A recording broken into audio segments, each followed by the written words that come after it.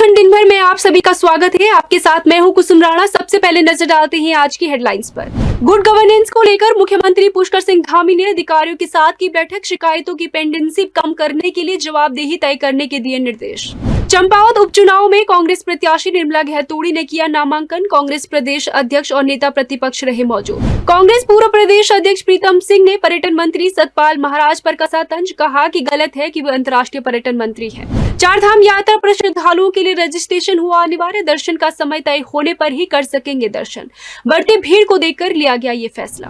भूसे की कमी को लेकर पौड़ी जिले में बनी आपात स्थिति। डीएम ने पराली जलाने और उद्योगों में भूसा प्रयोग करने पर लगाई रोक। अब नजर डालते हैं आज की प्रमुख खबरों पर। मुख्यमंत्री पुष्कर सिंह धामी ने गुड गवर्नेंस को लेकर सचिवालय में अधिकारियों के साथ बैठक की। बैठक में मुख्यमंत्री ने तहसील दिवसों का रोस्टर तय करने और नियमित तौर पर बहुउद्देशीय शिविरों का आयोजन करने के निर्देश दिए। मुख्यमंत्री ने सीएम हेल्पलाइन 1905 और अपनी सरकार पोर्टल पर प्राप्त शिकायतों का क्वालिटी निस्तारण करने के निर्देश दिए।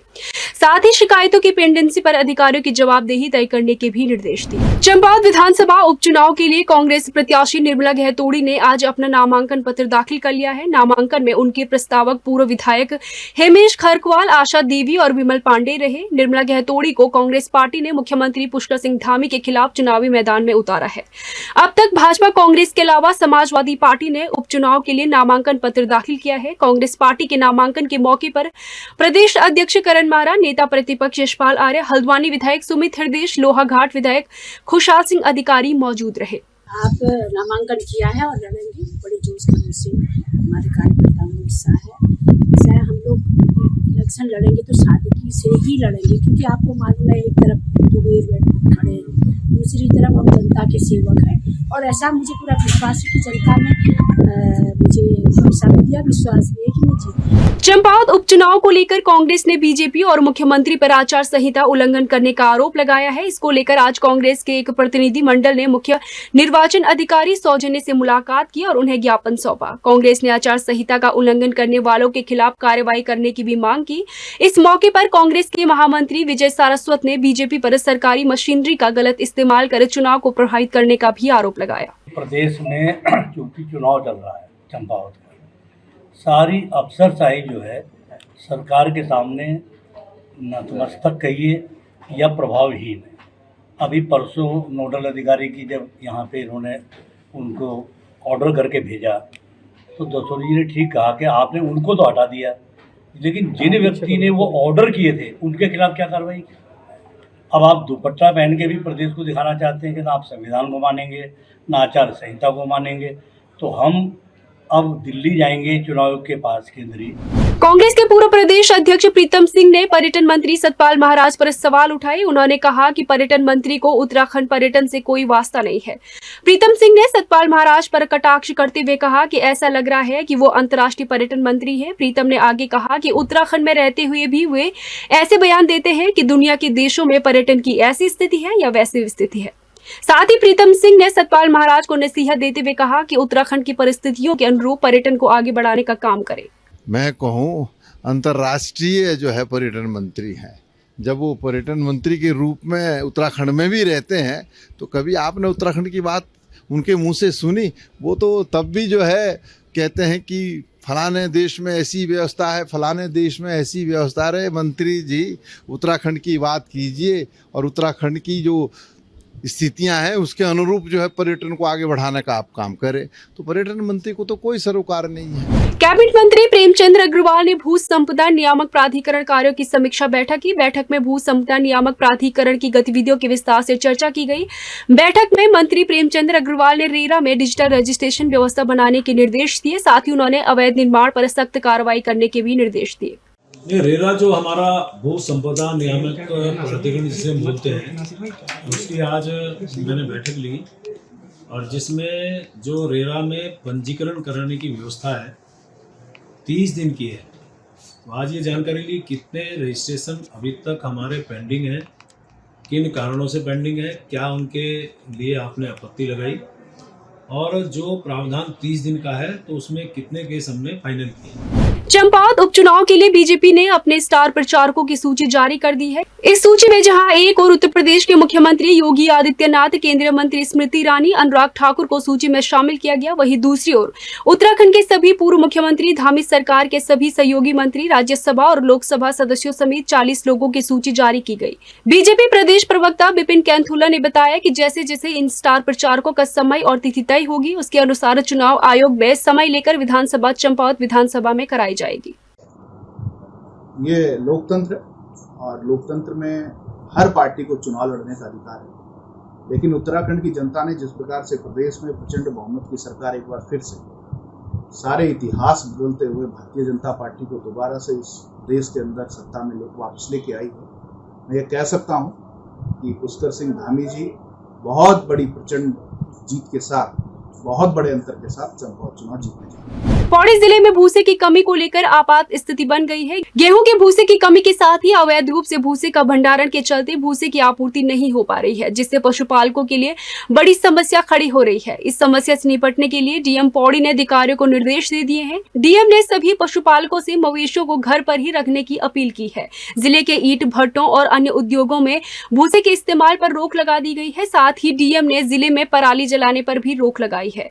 डीएम ने आगामी 24 मई तक जिले की सभी सीमाओं को सील करने के भी निर्देश दिए हैं। जनपद में जितना भी पशुपालन अधिकारी है और जितने भी हमारे तहसीलदार हैं, उनको निर्देश दिया है कि जनपद में भूसे को लेकर कई जगह पर शिकायत मिल रही है कि भूसा का अभी उपलब्धता कम है, तो उसका जो इस्तेमाल है वो अन्य प्रयोगों में किया जाता है, विशेष तौर से निर्माण कार्यों में, ईंट भट्टी निर्माण कार्यों में और अन्य तरीके से उसका प्रयोग किया जाता है।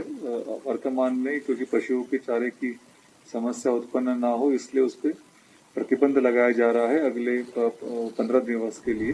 गर्मियों के मौसम में उत्तराखंड के पहाड़ी जिलों में फलों की बहार आ जाती है। पेड़ मौसमी फलों से लदना शुरू हो जाते हैं। काफल भी उन्हीं मौसमी फलों में से एक है। मौजूदा सीजन में पहली बार जब पहाड़ों से काफल हल्द्वानी के बाजार में पहुंचा तो देखते ही देखते खरीदारों की भीड़ उमड़ पड़ी। 240 रुपए किलो की कीमत वाला काफल अल्मोड़ा के लमगड़ा क्षेत्र से हल्द्वानी पहुंच रहा है। हालांकि जंगलों में आग लगने और समय से बारिश नहीं होने से इस बार काफल में रस की कमी जरूर आई, लेकिन काफल ग्राहकों ने देर नहीं लगाई। 60 किलो काफल आते हैं, एक दिन में बिक जाता है। हम जैसे कि 10 साल से इधर काफल बेच रहे हैं, बहुत अच्छे बिक्री चलता है इसका और बहुत मशहूर फल होता है। लमगड़ा का काफल है, अल्मोड़े से लाते हैं हम खरीद कर और बढ़िया स्वाद है इसका और बुखार उखार में सब में अच्छा रहता है। काफल का फल बहुत ही हमारे पहाड़ी लोगों के लिए अच्छा है और लॉकडाउन में हम इसका स्वाद तो ले नहीं पाए, लेकिन अभी ले रहे हैं, जो हमको बहुत अच्छे लगता है। हमारा जो इस पर गाना भी है जो हमारे पहाड़ का है, वो हर जगह विख्यात भी है। ये काफल हमारे पहाड़ का फल है, बड़ी मुश्किल से आज ये हमको हल्द्वानी में मिल गया है। इसको देख के इतनी खुशी हुई हमें कि हम इसको तुरंत ले लिया। चार धाम यात्रा में बढ़ रही भीड़ को देखते हुए प्रशासन ने बड़ा फैसला लिया है। अब चार धाम यात्रा के लिए रजिस्ट्रेशन अनिवार्य कर दिया गया है। अब रजिस्ट्रेशन काउंटर पर यात्रियों को दर्शन करने की तारीख मिल रही है। शासन की ओर से केदारनाथ में यात्रियों के दर्शन करने की क्षमता 15,000 और यमुनोत्री में दर्शन करने की क्षमता 5,000 कर दी गई है। चार धाम यात्रा में 7 दिन में 2 लाख से अधिक तीर्थयात्रियों ने दर्शन किए हैं, जबकि 10 लाख से अधिक श्रद्धालुओं ने अपना रजिस्ट्रेशन करवाया है। जहाँ एक तरफ दून अस्पताल स्टाफ स्वास्थ्य कर्मियों की कमी से जूझ रहा है, वहीं दूसरी ओर सुविधाओं के नाम पर मरीज अपने आप को ठगा हुआ महसूस कर रहे हैं। यहाँ असुविधा का आलम यह है कि मरीजों को समय से इलाज तक नहीं मिल पा रहा है। मरीजों के तामीरदारों को अब स्वयं ही अपने मरीजों को लेकर एक वार्ड से दूसरे वार्ड तक ले जाना पड़ रहा है। यहाँ के सीएमएस केसी पंत बताते हैं कि अस्पताल अपने हेल्पिंग शाखाओं से मदद ले रहा है। नर्सिंग स्टाफ की कमी को पूरा करने का प्रयास किया जा रहा है, साथ ही ट्रेनी डॉक्टर की भी मदद ली जा रही है। नहीं, हमारा वहाँ जब से ये कोरोना पीरियड के जो कर्मचारी हैं, जो उनका टर्म ख़त्म हो गया था 31 मार्च को, उसके बाद से समस्या बनी हुई है। तो हमारे पास कुछ हेल्पिंग हैंड हैं जो ट्रेनिंग इंस्टीट्यूट हैं, जैसे कंबाइंड मेडिकल इंस्टीट्यूट है, उत्तरांचल नर्सिंग कॉलेज है, हमारा स्टेट नर्सिंग कॉलेज है, तो उसमें बच्चे ट्रेनिंग करते हैं नर्सिंग कॉलेज के।